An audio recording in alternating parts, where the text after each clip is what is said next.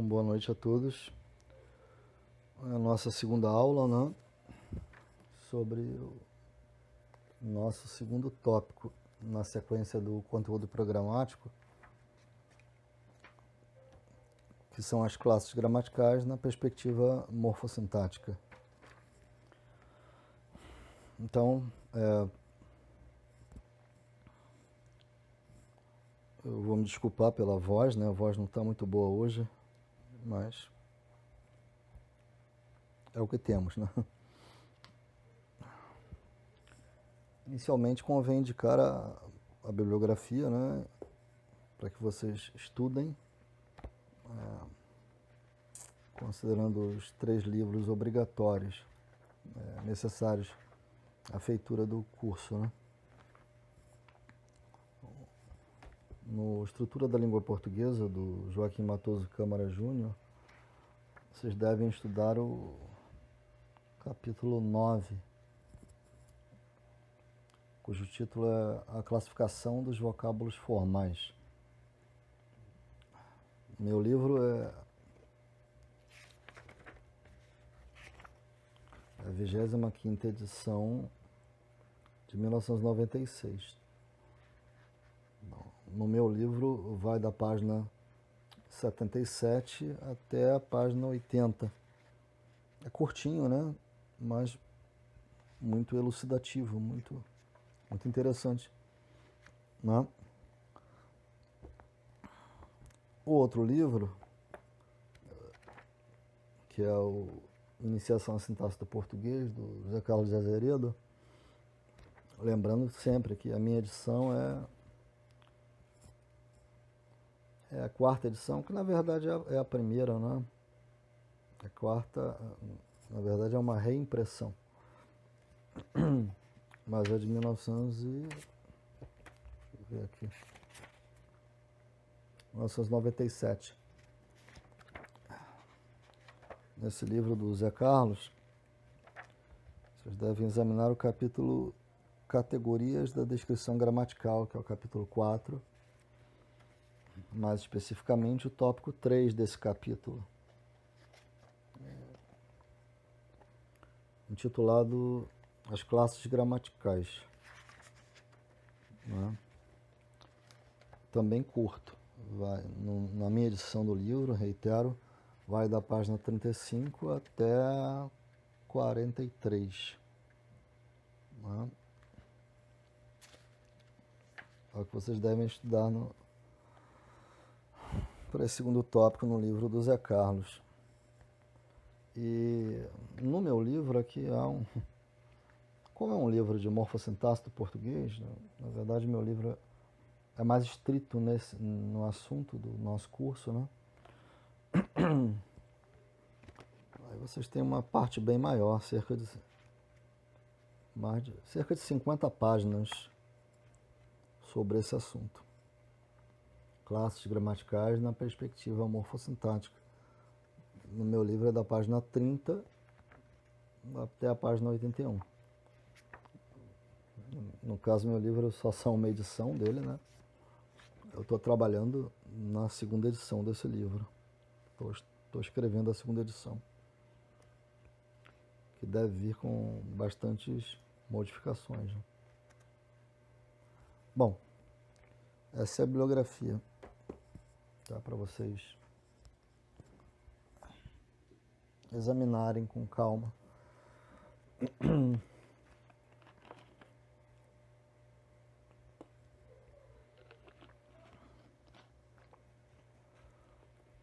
Bom, vocês sabem que quando se fala em classes gramaticais, alguns falam em classes de vocábulos, outros classes de palavras. Em linguística, assim como em outras áreas de humanas, e teoria gramatical é linguística, né? Há uma enormidade de nomenclaturas, terminologias, às vezes para a mesma acepção, né? O normal é falar classes de palavras, né? Bom, eu chamo de classes gramaticais, porque é a estrutura gramatical que viabiliza essa distribuição dos vocábulos em classes. Por isso que eu prefiro essa nomenclatura, classes gramaticais.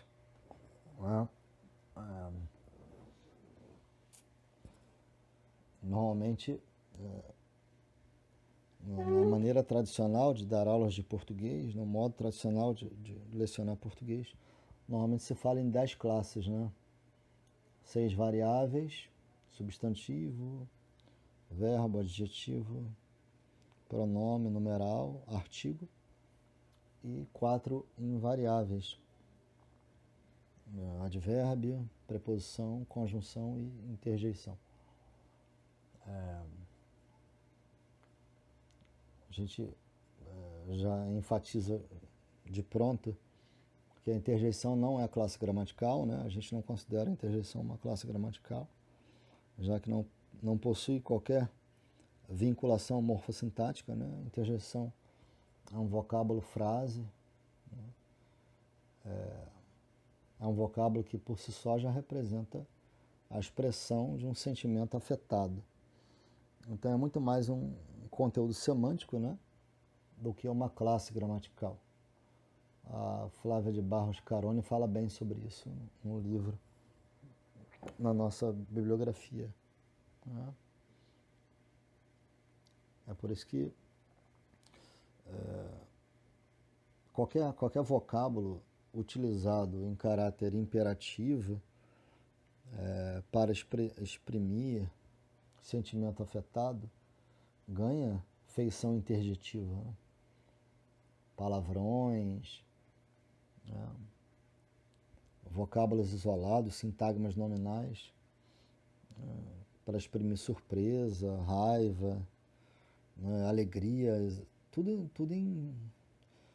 em função ou em perspectiva exacerbada, né? O que caracteriza a interjeição é essa feição hiperbólica, exagerada na expressão do sentimento por intermédio daquele vocábulo, daquela locução, ou mesmo até uma oração. Entenderam? Ainda sobre a questão da quantidade de classes gramaticais, né? A gente então fala em 9 classes, algumas delas muito assemelhadas, muito aparentadas, né? Entenderam? Por exemplo, falar em nome, na classe dos nomes e seus adjuntos, ou a classe do nome e seu adjunto. Seus adjuntos, no caso, desculpem, né? Porque o nome é o substantivo e os adjuntos do nome podem ser os pronomes, os adjetivos, os artigos e os numerais. São adjuntos do nome, na estrutura de um sintagma nominal, né? Então nem sempre é fácil, por exemplo, distinguir um substantivo de um adjetivo, né? Muitas vezes é preciso recorrer à estrutura sintagmática, à sintaxe. Por isso que a gente fala em nomes de taxonomia variável, ou seja, nomes cuja classificação como substantivo ou adjetivo depende do ambiente sintático, né? Por exemplo, o particípio presente, né? Por exemplo, do verbo estudar, estudante, do verbo agir, agente, do verbo crescer, crescente, né? Poer, do verbo pôr, né? Poente. Enfim, esses nomes podem ocupar posição nuclear ou adjunta. Se ocupam posição nuclear, são substantivos. Se ocupam posição adjunta, são adjetivos, né? Por exemplo, lua crescente, adjetivo. né? Mulher, presidente, adjetivo também. Presidente, mulher, substantivo. Agente esforçado, substantivo, né? Enfim, não estou com muita inspiração, digamos assim. Mas os exemplos são mais ou menos esses, né?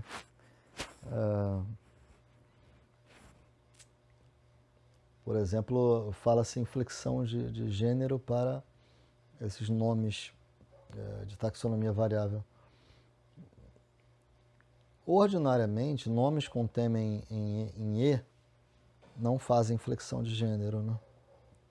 Isso não significa que não possa haver essa tal flexão, mas o normal é que não haja, né? É por isso que esses nomes, esses particípios presentes, não fazem flexão de gênero, né? Como agente, residente, estudante, debutante, adolescente. Todos esses termos, todos esses nomes são invariáveis quanto ao gênero, mas variam quanto ao número.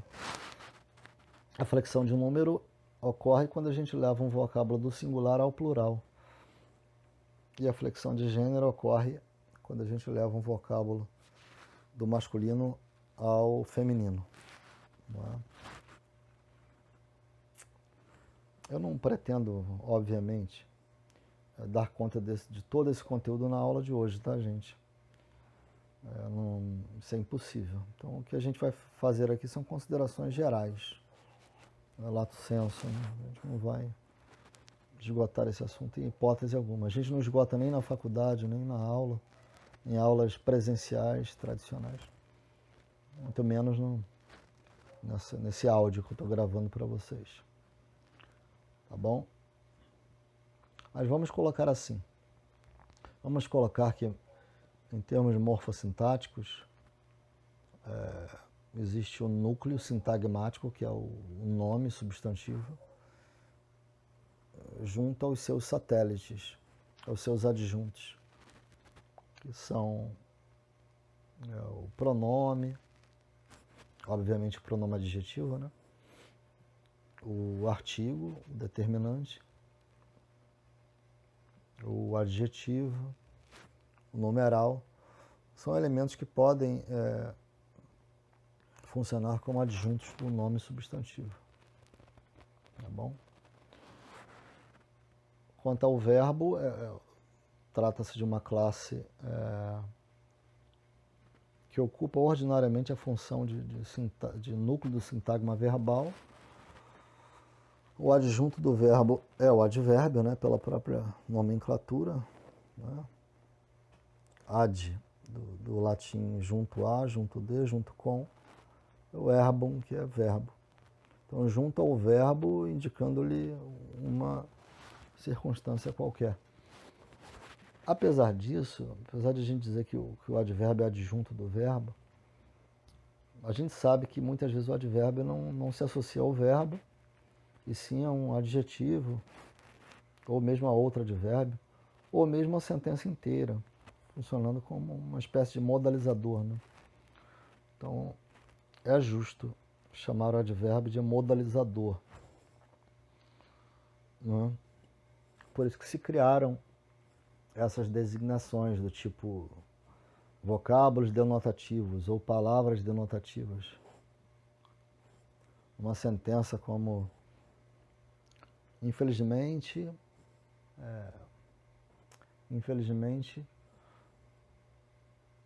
existe uma pandemia no Brasil. Consideremos essa sentença: infelizmente existe uma pandemia no Brasil. Então você tem efetivamente associado ao verbo o sintagma preposicionado, o S-prep, no Brasil. Ou seja, existe no Brasil uma pandemia, né? Sendo uma pandemia é o sujeito simples e explícito do verbo existir. Entenderam? Esse, infelizmente, é um modalizador frasal. É um vocábulo que aparece na sentença com o propósito de modalizar subjetivamente a perspectiva do enunciador. O enunciador expressa seu lamento, digamos assim, o seu caráter afetivo, utilizando-se desse vocábulo. Por isso que muitos não chamam isso aí de advérbio, e sim de vocábulo denotativo de afetividade, né?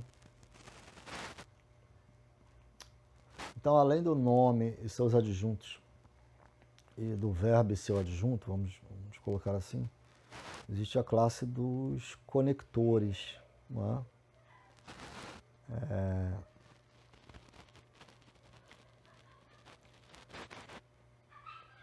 Essa categoria, eu falei classe dos conectores, vamos mudar um pouquinho. Essa categoria dos conectores pode ser ocupada por pronomes, preposições e conjunções. Aliás, é interessante a gente... Eu estou trabalhando há muito tempo com a classe dos pronomes, né, no meu grupo de pesquisa. É um trabalho sem fim, parece que nunca termina, porque é uma classe extremamente rica, talvez a mais rica da língua portuguesa, que é uma classe vicária, né, uma classe substitutiva, é uma classe que pode ser nuclear, e pode ser adjunta, e pode ser conectiva. Então, por isso que o título de um projeto meu era, ou é ainda, porque o projeto não terminou, o título é 3 classes. É o pronome, na verdade, o pronome como núcleo, o pronome como adjunto e o pronome como conector. Né? O conector clássico entre os pronomes é o relativo, né? O pronome relativo, que faz a conexão entre orações subordinadas adjetivas e orações principais.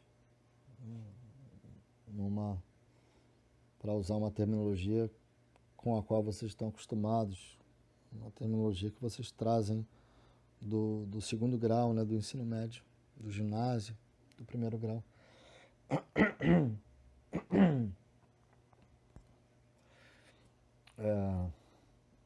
Depois a gente vai falar isso com mais calma, né, nos outros tópicos. Por hora basta dizer isso, por hora basta dizer que numa sentença como muitos jovens gostam de livros, o muitos aí é um pronome adjetivo, né? É um pronome adjunto que compõe com o núcleo sintagmático jovens um sintagma nominal. Aliás, essa sentença que eu acabei de produzir serve também para que vocês notem o que é um nome de taxonomia variável, né? Jovem é um nome de taxonomia variável. Nessa sentença, muitos jovens gostam de livros.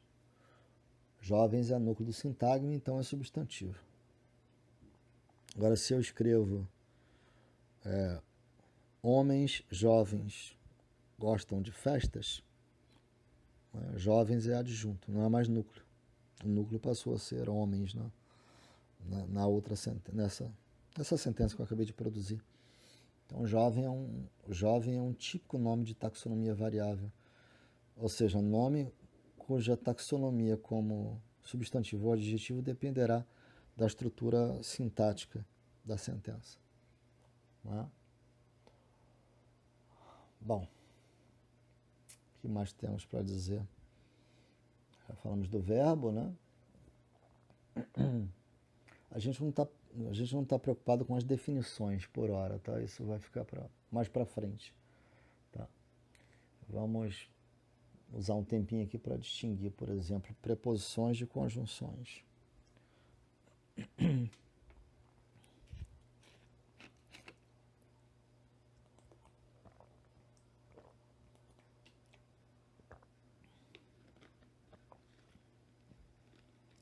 A preposição é um conector normalmente interfrástico, né? Interoracional, ou seja, normalmente ela atua dentro das sentenças, dentro das orações, estabelecendo relação de subordinação.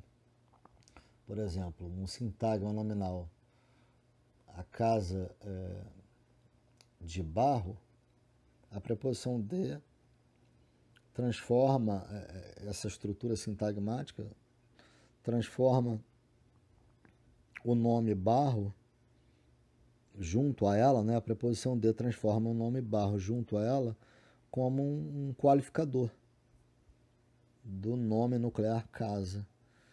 De modo que esse qualificador, esse adjunto, por isso que você chama de adjunto nominal ou adjunto adnominal, esse qualificador de barro está associado em termos sintagmáticos a um núcleo casa. Né? Em outro ambiente você tem a casa de barro, precisa de reformas.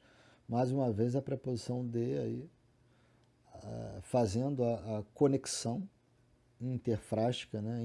Interoracional, perdão, intraoracional. Estou usando inter, meu Deus, não é inter, é intra, dentro, tá? Corrigindo, tá bom, gente? A preposição atua intraoracionalmente, vamos chamar assim, dentro da oração. Então, a casa de barro precisa de reformas.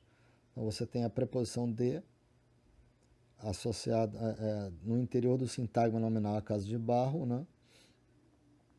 Fazendo a associação entre o adjunto e o núcleo. E dentro da oração, você tem a preposição de associando o complemento verbal, que alguns chamam de objeto indireto, outros chamam de complemento relativo, ao verbo precisar, né? Precisa de reformas. De todo modo, vocês devem observar o papel da preposição aí, de. Eu dei o exemplo da preposição de, mas há outras preposições, obviamente, né? Vocês sabem. O papel da preposição sempre numa perspectiva ordinária, numa perspectiva inicial. Né? A gente não está falando de exceções, de especificidades, tá bom? Mas a preposição trabalha dentro da sentença, dentro da oração. Ao passo que a conjunção trabalha entre as orações. Né? Esta sim, a conjunção é um conector interoracional, ou seja, trabalha entre as orações. Né? Tanto no âmbito coordenativo quanto no subordinativo. Tá bom? Então, se você escreve ou fala a casa de barro precisa de reformas, mas não há pedreiro aqui. Esse mais é uma conjunção coordenativa, adversativa, que fez a associação interoracional aí. Fez a associação entre as duas orações. Né? E num outro ambiente, numa outra sentença, se você escreve ou diz eu quero que haja um pedreiro aqui. Eu desejo que haja um pedreiro aqui. Esse que é uma conjunção que fez que conectou, né, a oração subordinada substantiva objetiva direta à oração principal. Então você percebe num plano inicial, bem inicial mesmo, que a preposição trabalha no âmbito subordinativo no interior da oração, ao passo que a conjunção trabalha nos âmbitos coordenativo e subordinativo entre as orações, fazendo a associação entre as orações. Tá bom, gente? Eu vou me permitir parar por aqui. Eu confesso a vocês que eu não fiquei satisfeito com essa aula de hoje. Da próxima vez não vou gravar mais à noite, não. Vou gravar durante o dia, porque Essa hora a gente já está bem cansado, isso acaba influenciando um pouco a nossa fala, ainda mais para quem gosta de falar de modo espontâneo, como eu gosto, né? Sem redigir antes, sem escrever, sem ler, né? É assim que eu gosto de falar, é assim que eu gosto de dar aula.